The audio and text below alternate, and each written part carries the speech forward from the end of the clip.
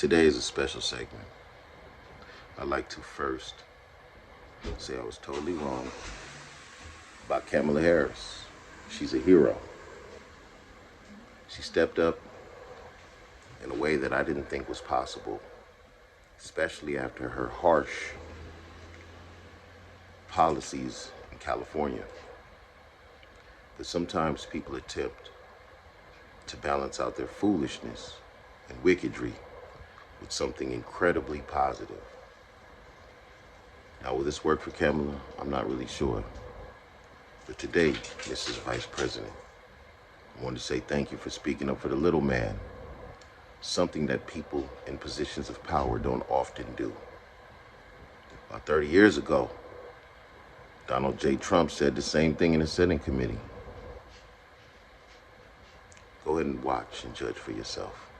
Discussing Indian blood, we're going to judge people by whether they have Indian blood, whether they're qualified to run a gaming casino or not? That probably is me, absolutely. Because I'll tell you what, if you look at some of the reservations that you've approved, you, sir, in your great wisdom have approved, I will tell you right now, they don't look like Indians to me, and they don't look like to Indians. Now, maybe we say politically correct or not politically correct. They don't look like Indians to me, and they don't look like Indians to Indians, and a lot of people are laughing at it, and you're telling how tough it is, how rough it is to get approved.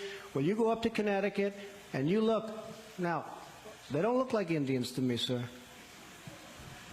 Thank God that's not the test of whether or not people have rights in this country or not, whether or not they pass your look test. Depends whether or not you're approving it, sir. And that was a test for whether people could go into business or not go into business, whether they could get a bank loan. You're too black, you're not black enough. Now, that verbiage was very interesting.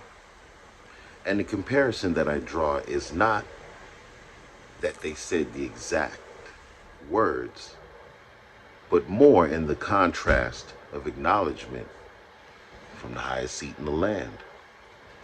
It's not every day the president gets to speak their opinion. So let's check out what Kamala said.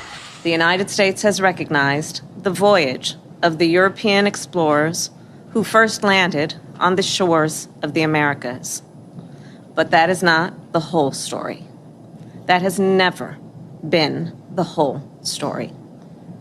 Those explorers ushered in a wave of devastation for tribal nations, perpetrating violence, stealing land, and spreading disease. We must not shy away from this shameful past, and we must shed light on it and do everything we can to address the impact of the past on Native communities today. Today, we know that Native women and girls are missing and murdered at alarming rates. This is an epidemic, and it must end.